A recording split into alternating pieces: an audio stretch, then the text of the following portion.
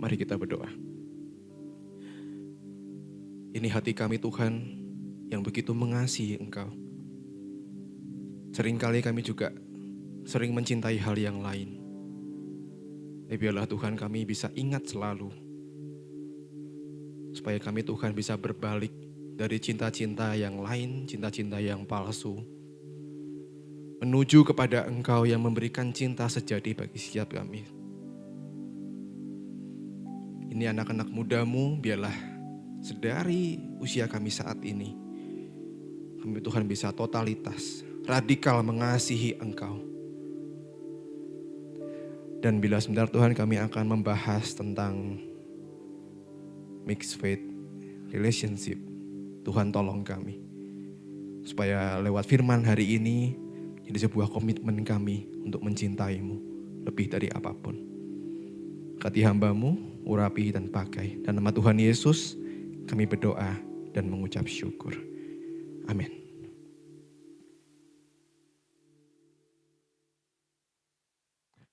Oke. Shalom. Sebelah sana shalom. Kurang kenceng. Shalom. Shalom. Shalom. Shalom. Oke, puji Tuhan. Perkenalan dulu ya, nama aku Teng Rio. Boleh panggil Koteng, Korio. BTW saya 29 tahun ya, kalau mau panggil nama langsung juga boleh. Dipanggil Jaimin juga melengok ya. Saya punya istri, sudah menikah sekitar 2 tahun dan barusan punya princess ya, dikaruniai seorang bayi perempuan ya, terima kasih. Tanggal 2 April 24 ya, nanti diingat ya ulang tahunnya ya. Saya dari Galaxy teman-teman, saya ngurusin youth, ya usia-usia kalian juga. Terus juga dewasa muda, jadi ya 27 ke atas gitulah ya, ngurusin soal pekerjaan, bagaimana kita bisa melayani Tuhan lewat pekerjaan kita, terus bagaimana etika ketika berbisnis, kadang-kadang kan juga ya ada main-mainnya lah ya, tapi bagaimana firman Tuhan itu menyatakan kebenarannya ya. Oke, saya akan memulai dengan sebuah pertanyaan, tolong jawab dengan jujur. Siapa di sini yang sudah taken? Sudah punya relasi, ayo ngaku. Gak ada, jomblo semua di sini. Sekarang siapa yang available? Siapa yang gak taken tapi unavailable? Rumit ya kayaknya, status kalian ya. Jadi kalian tuh apa gitu loh. Siapa yang merasa di fungsian ini stoknya udah habis? Nanti kita bisa ini ya, bisa saling tukar kontak ya dengan anak-anakku di Galaxy ya, ataupun juga Glory yang lain ya. Nanti kalau ada acara-acara, yuk kita saling kenalan supaya kalian bisa sudah taken semuanya. Amin. Amin ya. Oke, kita membahas tentang mixed faith relationship atau interfaith relationship. Ada yang pacaran beda agama di sini? Nggak usah ngaku lah ya. Nah, biasanya hal ini itu berkaitan dengan ini teman-teman. Sudah nyala belum ini? Oke. Apakah boleh? Boleh enggak? Boleh enggak? Kok dia diambang keraguan sih? Kan sambil penginjilan, betul? Kan saya bisa menyatakan firman Tuhan ke dia, betul? Atau mungkin karena susah yang sudah terlanjur ya, sudah terlanjur cinta kayaknya, ya memang secara logika prinsip firman Tuhan memang harus meninggalkan, tapi kok sudah terlalu jauh, kita sudah mulai pinjing habis ini dan sebagainya. Nah kalau Kristen Katolik gimana? Nah, ini juga biasanya terjadi dalam kehidupan kita ya. Nah, saya akan mulai dengan sebuah kisah. Tahu siapa ini? Simpson, betul. Terima kasih. Berarti lulus sekolah minggu. Yuk kita buka kitab kita dari Hakim-Hakim.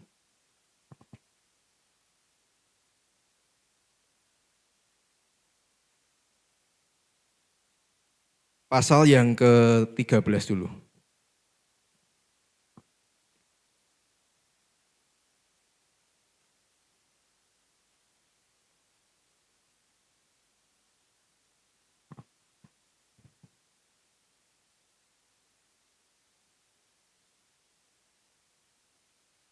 Kita baca bareng-bareng ya guys ya.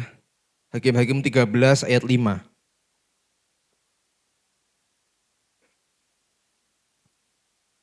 Oke siap? 1, 2, 3. Sebab engkau akan mengandung dan melahirkan seorang anak laki-laki, kepalanya tak akan kena pisau cukur, sebab sejak dari kandungan. Nah itu akan menjadi seorang nazir Allah dan orang Israel dari tangan orang.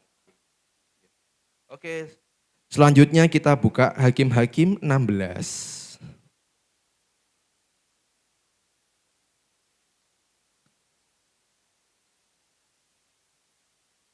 Ayat yang keempat.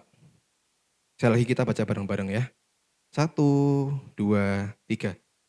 Sudah itu Simson jatuh cinta kepada seorang perempuan dari lembah Sorek yang namanya Delila. Oke, kita melihat sebentar kisah cinta dari Simson ini teman-teman. Kita tahu ya bahwa Simson itu mati dengan mengenaskan. Ini adalah sebuah simbol di mana dia itu mati demikian. Dia tidak taat dalam pencarian cintanya, sehingga akhirnya dalam akhir hidupnya, dia jadi badut teman-teman. Jadi lelucon. Mau jadi badut? Enggak kan? Nah kalau Anda tidak mau, maka kita harus taat dengan apa yang Tuhan mau. Akhir kehidupannya, dia dicungkil matanya, disuruh untuk stand up komedi, jadi menjadi sebuah hiburan bagi bangsanya Delila waktu itu ya, Filistin. Terus kemudian akhirnya lewat permintaan terakhirnya dihancurkanlah tiang penyangga bangunan waktu itu. Bangunan di mana mereka lagi berkumpul dan berpesta. Dan dikatakan ya memang betul sih, memang betul bahwa akhirnya rencana Tuhan tetap terjadi. Bahwa dikatakan yang mati pada waktu itu jumlahnya lebih banyak daripada ketika dia itu hidup. Ketika dia itu ya mungkin memukul, menghajar orang-orang ketika dia masih sehat, masih kuat. Memang betul, tapi kan cukup disayangkan teman-teman. Nah, setiap kita itu punya sebuah narasi kehidupan. Engkau tahu ceritaku dan isi hatiku, betul ya? Kita tuh punya sebuah narasi yang Tuhan sudah tuliskan dalam kehidupan kita. Nah Simson tadi juga sudah kita baca bukan? Dia adalah seorang nazir Allah. Nazir itu adalah orang yang dikhususkan dari awal. Dia tidak boleh kena sesuatu yang haram. Harum boleh ya, daging babi boleh ya. Tapi kalau anggur, terus pisau cukur, itu enggak boleh teman-teman. Karena apa? Karena ya ketika itu dilakukan, seketika kekuatannya hilang. Apalagi dia ya akhirnya kan mencintai perempuan yang bukan dari umatnya Tuhan. Apalagi itu. Jadi dia itu sembrono dalam hidupnya. Tuhan sudah merancang dengan baik narasinya, tapi dia sembrono. Nah maukah kita seperti itu? Bukankah Tuhan juga sudah punya narasi dalam cerita hidup kita? Tapi apakah kita mau menjalani narasi itu? Kalau Anda tahu bahwa Anda dikhususkan sebagai umat Allah, mau nggak menjaga kesalehan hidup itu sampai akhir? Sehingga kehidupan kita bisa selaras dengan tadi narasi yang awal tadi. Bukan menjadi sebuah lelucon. Akhirnya lewat serangkaian kisah, Simson itu salah jatuh cinta. Dan sempat dikatakan awalnya itu ya, Hakim-Hakim 14 itu ya, dikatakan bahwa dia itu melihat seorang perempuan dari Timna. Timna sebuah daerah, di luar bangsanya. Terus dia mengatakan demikian, ambil. Bungkus dia bagiku, sebab aku menyukai dia. Nah ada yang nasihati, loh apa enggak ada perempuan bangsamu, sehingga kamu tuh bisa memiliki istri dari bangsamu sendiri. Apa enggak ada dari Fongxian, Gloria, yang sehingga cocok buat kamu, sampai kamu tuh ke gereja lain, sampai kamu tuh iman yang lain. Apa enggak ada? Coba buka lagi secara lebar matamu ini. Itu loh cukup ganteng, cukup cantik. Pelayanan juga bagus. Cobalah pertimbangkan. Nah tapi Simpson nggak mau teman-teman. Tetap menginginkan perempuan itu, karena kan kadang kan orang jatuh cinta jadi bego ya, betul? Ya kadang jadi budak, jadi bego. Nggak mau menuruti nasihat dari orang sekitarnya.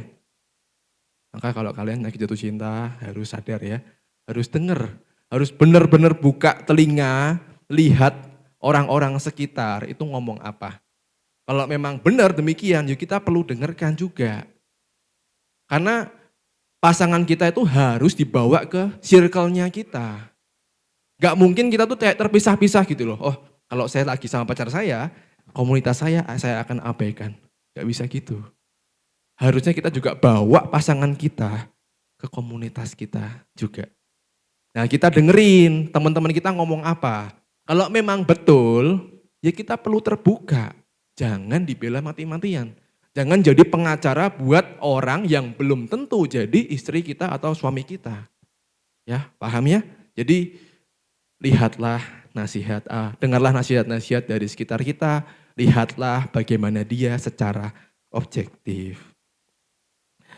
Kemudian puncaknya, tadi kita baca ya bahwa Delila akhirnya membuat dia jatuh, rencana Allah akhirnya tidak sesuai dengan awalnya, meskipun tetap berhasil. Ya, tetap berhasil tapi tidak sesuai dengan yang seharusnya. Harusnya nasir Allah itu ya bisa dipakai dengan lebih terhormat, teman-teman. Nah, lewat kisah ini kita mau belajar, lalu bagaimana sih kita menyikapi ketika ada kasus di mana ada cinta beda agama atau beda keyakinan. Jawabannya itu bukan sekedar boleh dan tidak boleh ya. Itu kan seperti anak kecil ya teman-teman ya. Mah boleh nggak makan es krim? Boleh atau nggak boleh. Kita sudah dewasa itu harus berpikir secara mendalam. Alasannya apa? Why? Dan kalau kita sebagai gereja Reform Injili seperti kita GKA ini ya, kita itu harus kenal yang namanya world view. World view ini yang mendasari segala keputusan kita.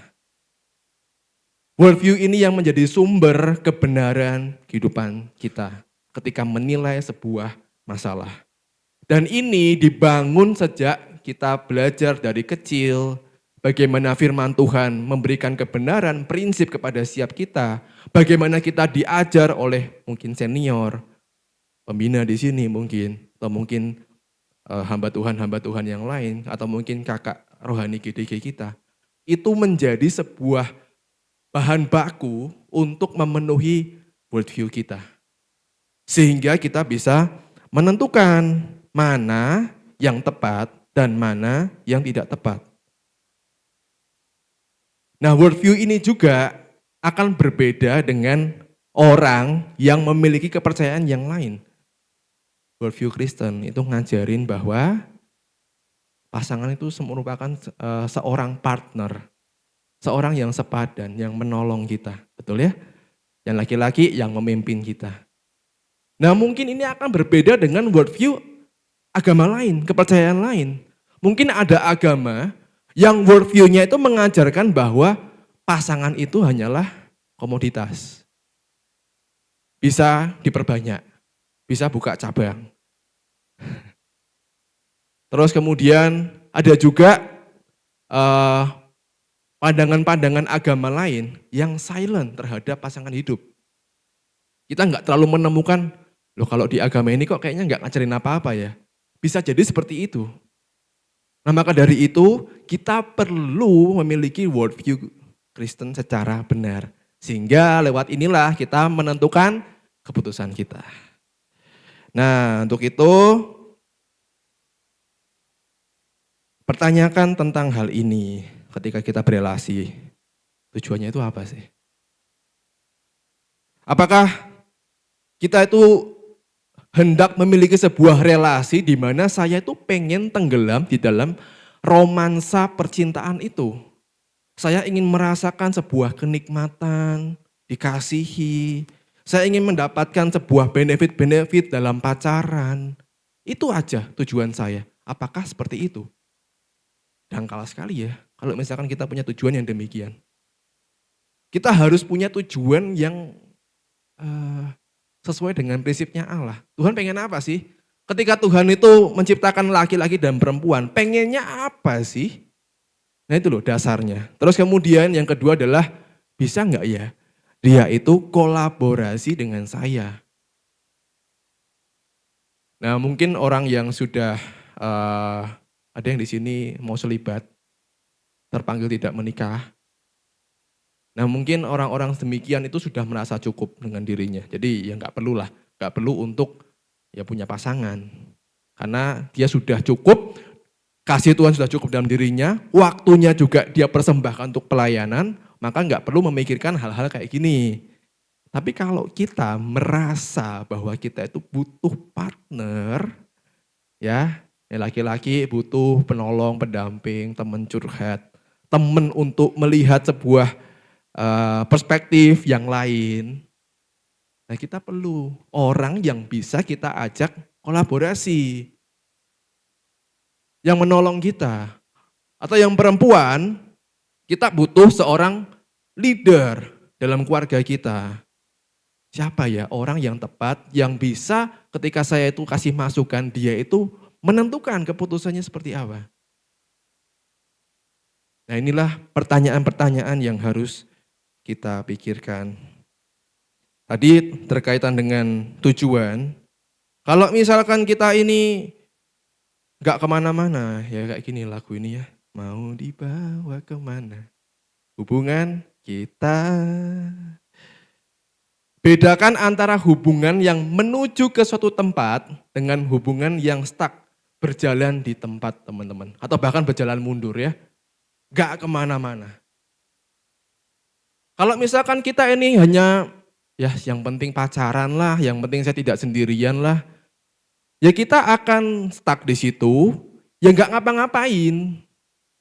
Cuma sekedar menikmati aja obrolan kita, chat malam kita, telepon malam kita, video call kita. Ada temannya dan sebagainya. Tapi kalau kita punya visi dalam relasi kita memikirkan ini. Oh saya mau ngapain ya bersama dengan pasangan saya ya. Untuk kerajaan Allah saya mau berbuat apa ya bersama dengan pasangan saya. Nah dengan pertanyaan tujuan ini itu akan menentukan bagaimana kita berelasi dan bagaimana kita mengisi sehari-hari ketika lagi pacaran. Nanyanya enggak cuma kamu lagi apa, kamu ngambek ya. Itu bukan seperti itu. Obrolan ketika ada tujuan dalam pacaran itu akan lebih dalam dan dewasa. Kamu suka diapakan? Kamu enggak suka diapakan? Kalau kamu lagi marah, kamu itu seperti apa menanganinya? Dan aku harus bagaimana? Bahasa kasihmu itu apa? Kamu suka pelayanan bidang apa? Sehingga sesuai dengan tempatnya. Kamu suka enggak kalau misalkan perjalanan jauh, misi? Karena aku suka pelayanan misi. Kamu bisa enggak dampingi aku? Misalkan kalau ada mission trip gitu ya, ke mana? Kupang. Kupang ya kalau di sini ya. Christian Center itu. Mau enggak? Aku tertarik soalnya. Nah itu akan menentukan bagaimana kita itu berpacaran. Mau enggak kamu dekorasi sampai malam-malam untuk gereja ini, untuk pelayanan ini. Nah itu akan menentukan sehari-hari kegiatan kita. Dalam Ulangan 7 dikatakan bahwa Tuhan tuh pernah ngomong ke bangsa Israel bahwa Jangan juga engkau mengawin dengan mereka. Anakmu perempuan janganlah kau berikan kepada anak laki-laki mereka. Ataupun anak perempuan mereka jangan kau ambil bagi anakmu laki-laki.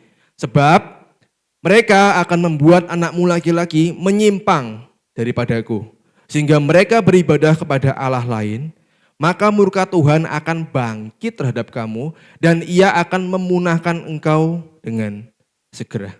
Jadi dalam kisah PL, ini bukan berarti Tuhan itu lagi rasis ya teman-teman. Dari etnis lain atau bangsa lain gak boleh. Bukan berarti Tuhan seperti itu. Tapi gini, kalau kamu Israel, kalau kamu itu menikahi bangsa lain, ini loh akibatnya. Mereka itu akan membuat hatimu menyimpang daripadaku. Membuat kamu menyembah sembahan mereka. Dan aku bisa cemburu dengan hal tersebut. Karena kamu memalingkan sembahanmu kepada yang lain. Nah jadi kalau misalkan nanti terfikirkan gitu ya, oh ini oke juga nih, tapi tak lihat kok ternyata ini masuk YouTube enggak? Oh enggak ya? Aman ya berarti ya? Takutnya kayak pendeta yang baru masuk itu loh. Berarti aman ya? Kalau misalkan, tadi sampai mana tadi?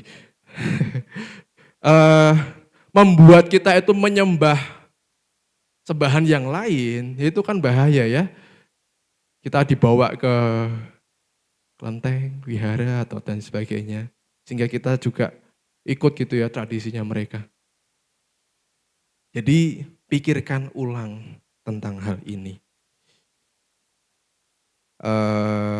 Jangan berpikir bahwa Anda bisa mendominasi, karena banyak sekali kasus di mana, oh saya bisa kok menangkan dia kok. Tapi akhirnya tiba-tiba ketika ada undangan, ada lafaz-lafaz itu ya. Tahu ya? Saya pernah mendapatkannya. Teman pelayanan, saya akan menangkan dia kok. Saya ya pelan-pelan lah, sabar dulu lah. Tiba-tiba dapat undangan seperti itu. Jadi jangan merasa bisa dulu, bersahabat dulu saja. Kalau misalkan kita itu menemukan orang yang demikian. Oke, boleh ditayangkan videonya.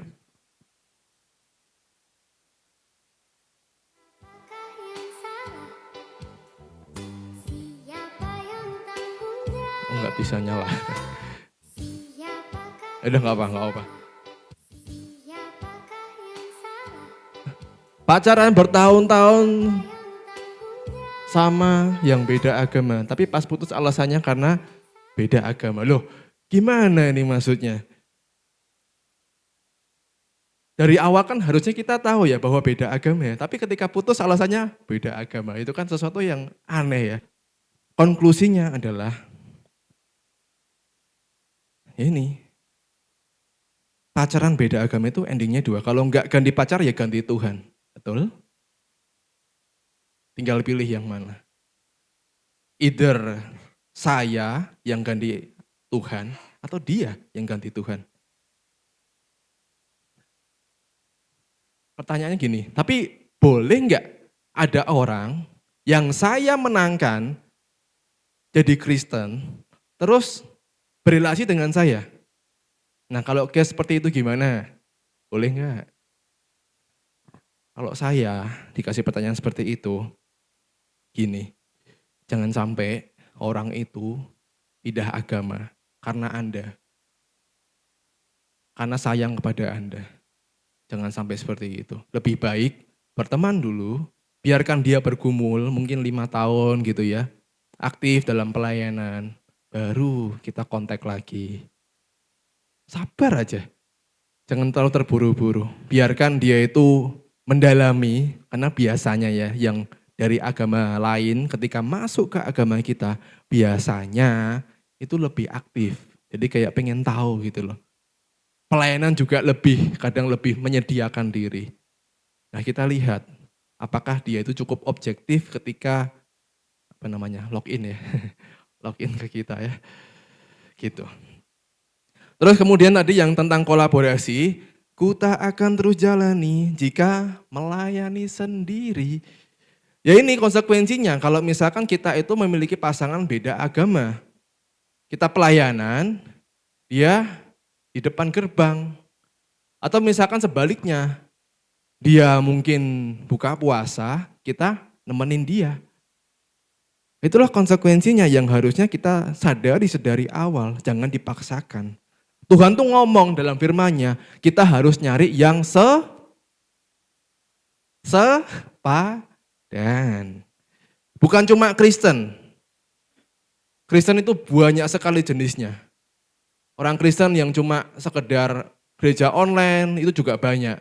Orang Kristen yang cuma sekedar ya, nyanyi terus kemudian untuk mengisi waktunya itu juga ada. Yang Tuhan minta adalah pasangan yang sepadan. Jadi kalau nemu gitu ya seorang WL yang tadi ganteng tinggi gitu ya, cinta Tuhan, wes langsung kawini saja, satset, nikahi saja, gak usah lama-lama. Yo pendekatan dulu ya, pendekatan, terus katekisasi, pranikah, baru nikah ya. Jadi jangan disia-siakan, satu sisi kita juga harus bergumul dengan Tuhan. Kita tanya, Tuhan ini jodoh dari Engkau bukan? Satu sisi juga jangan terlalu kayak, aduh kok kayaknya aku nggak yakin ya, kok kayaknya nggak sesuai dengan selera saya ya untuk bagian ini ya. Nah itu akan menghambat kita teman-teman. Ya sambil kita kenal, sambil kita pastikan, yakinkan diri kita bahwa ya memang mungkin dia orangnya. Mari kita berdoa bersama-sama. Oke, terima kasih. Oke selanjutnya ayat ini. Janganlah kamu merupakan pasangan yang tidak seimbang dengan orang-orang yang tak percaya. Sebab persamaan apakah terdapat antara kebenaran dan kedurhakaan? Atau bagaimanakah terang dapat bersatu dengan gelap? Ayat yang cukup jelas. Kira-kira kita yang mana? Terang atau gelap? Saya itu pernah ikut sebuah seminar ya, sebuah seminar tentang membahas ayat ini. Jadi jangan-jangan kita itu orang Kristen yang gelap. Jangan-jangan. Jadi merasa kayak kita tuh terangnya. Itu sebuah pemahaman yang keliru ya. Yo kita ini terangnya, kita adalah anak-anak Tuhan, kita yang membawa terang. Dan kita juga harus berkumpul dengan orang yang juga anak-anak terang. Nah mungkin ada orang yang menyelewengkan seperti ini. Tapi kan dalam Matius pasal, berapa itu? Pasal 5 ya. Oh iya 5 ya, garam dan terang dunia ya. Bukankah kita harus jadi terang di tempat yang gelap? Bukankah kita itu adalah kota yang tersembunyi di bukit? Nah itu beda konteks ya. Terang yang sesungguhnya yang ketika kita menjadi cahaya di tengah kegelapan, yaitu kita harus memiliki dampak ke dunia yang membutuhkan kita. Tapi dalam berelasi, terang harus menyatu dengan terang. Semakin terang, semakin bercahaya, semakin orang melihat kemuliaan Tuhan. Saya gambarkan, pernah nonton badminton ya. Saya nggak terlalu mengikuti ganda campuran saat ini karena sepertinya nggak terlalu bagus ya. Preven dan Melati itu. Tapi ini yang jadi idola saya waktu itu, ganda campuran. Butet dan, yang suka badminton, Butet dan, nggak tahu. Butet dan Owi namanya, Tantowi ya. Mereka tuh juara olimpiade di Rio de Janeiro. Nah, gambarannya gini, pasangan itu kayak ganda campuran ini loh. Masing-masing itu pasti punya visi yang jelas. Tujuan mereka apa? Ya menang, juara. Mereka pengen emas. Mereka berlatih, mereka kolaborasi supaya bisa saling melengkapi di situ. Ketika ada yang nyemes, ya dia akan bisa membalikkan. Begitupun juga ketika dapat bola yang enak, bisa langsung semes. Beda kalau misalkan pasangannya itu nggak bisa diajak kolaborasi. Misalkan ya, yang cowok langsung semangat, lari ke sana ke sini. Tapi yang cewek ketika dapat bola, jatuh. Ditanya kenapa? Lagi nggak mood ya mati yes. Ya susah kalau seperti itu. Jadi masing-masing dalam partner ini, ganda campuran ini, itu harus punya kontribusinya. Harus sama-sama bagus. Kalau yang satu aktif, yang satu pasif, ya susah ya. Jadi carilah yang sepadan, yang bisa diajak untuk kolaborasi. Nah tadi kan saya cerita tentang mantan ya, puji Tuhan nggak jadi. Nah sekarang saya punya istri saya itu dari saat juga, hamba Tuhan juga, dia itu musik gereja. Jadi dia sangat-sangat melengkapi saya. Dia ini kan mayornya kan vokal, nyanyi ya. Mengimbangi saya yang suaranya nggak terlalu bagus. Dan dalam hal curhat-mencurhat, menurut saya ya, kok banyak anak-anak muda itu lebih enak ngomong ke dia, cerita ke dia ya. Kayak didengarkan dengan baik, terus kemudian dikasih masukan yang tepat gitu loh. Nah saya tuh juga merasa, oh kayaknya memang dia jagonya di situ gitu. Ya saya nggak bisa, ya saya akan belajar, cuma kan memang talenta yang Tuhan berikan, karunia yang Tuhan berikan memang dia di situ gitu loh. Mungkin ada juga hal-hal yang kelemahan yang lain yang dia miliki, yang saya juga bisa lengkapi. Nah itu loh, berpartner itu seperti itu. Ketika ada yang menjatuhkan bola di sini, yo mungkin pasangan kita yang ngambil. Tapi ketika ada bola yang di sana yang jauh daripada dia, kita yang ngambil. Seperti itu gambarannya, ya. Gak cuma ganteng atau cantik aja yang kita cari, gak cuma yang sugih gitu ya, punya apa dan sebagainya. Gak cuma itu yang kita cari, tapi adalah orang yang bisa kita ajak kerjasama. Kita ajak untuk berpikir bersama-sama. Kita ajak untuk ngobrol, itu paling penting. Jangan mikir gitu ya, oh saya mau cari pasangan yang bodinya sing kayak apa? Esmeralda. Saya tuh ngelihat TikTok tuh Esmeralda ini siapa? Apa hero Mobile Legend? Apakah seperti itu? Nah, itu gambaran yang keliru teman-teman. Ini yang tak kasih tahu ya, mungkin juga Ko Ivan juga mungkin sudah menjalaninya selama beberapa tahun. Ketika menikah, yang terpenting adalah kita itu nyambung dalam ngobrol. Kalau Anda nggak nyambung, ya selama 50 tahun atau 40 tahun ya Anda akan ngobrol dengan orang ini. Kalau ngomong nggak ditanggapi, ya congratulations dengan orang ini selama hidup Anda menjalaninya. Jadi coba lihat yang sefrekuensi siapa sih? Yang kita bisa ngajak ngobrol, berbagi perspektif, memikirkan tentang mungkin pelayanan kerajaan Allah, sehingga kita bisa sama-sama sepadan menjalaninya.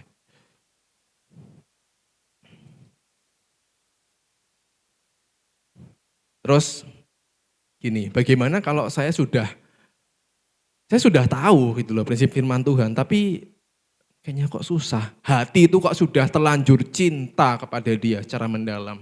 Tuhan memang satu, kita yang tak sama ya, seperti lagu. Kita membuat berbagai macam argumen, tapi yang sana boleh kok. Tapi yang penting kan saya kan tetap ke gereja. Anak saya nanti kan kalau misalkan saya lahirkan kan tetap saya bawa ke sekolah minggu. Ya itu sebuah pembelaan ya bagi saya. Memang itu hal yang sulit, tetapi lewat firman ini juga dikatakan bahwa ayat 32 aja ya.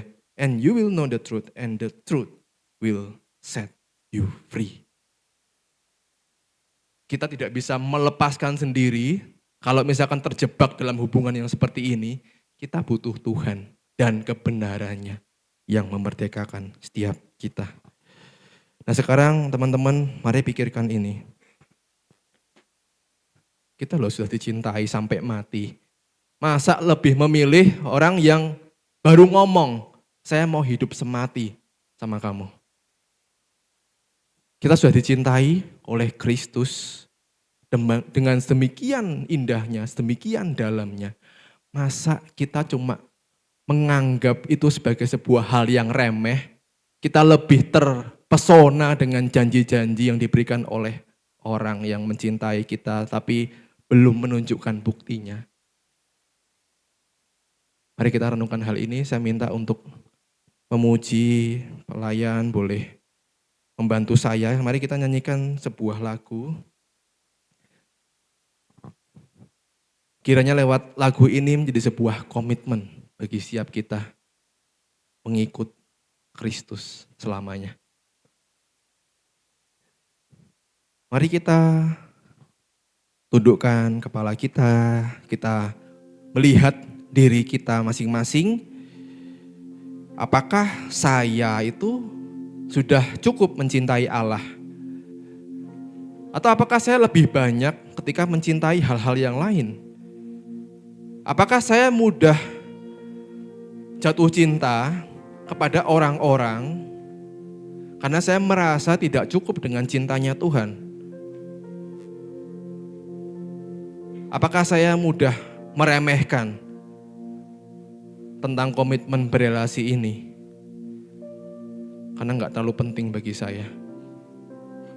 Itu semua berpusat daripada bagaimana kita itu berkomitmen untuk setia mengiring Tuhan. Mari kita nyanyikan lagu ini.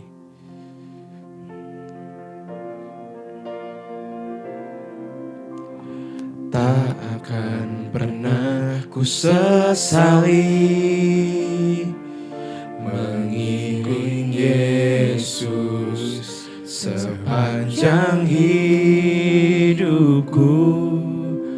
Lewati lembah air mata, ku saksikan kemuliaan-Mu dinyatakan. Berapapun harga yang harus ku bayar, ku kan tetap Mari kita berdiri bersama-sama.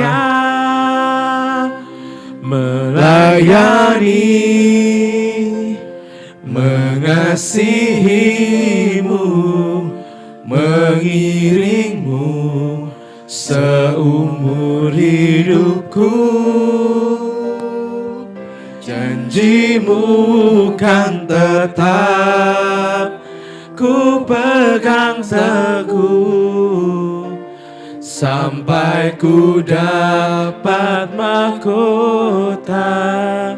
Melayani,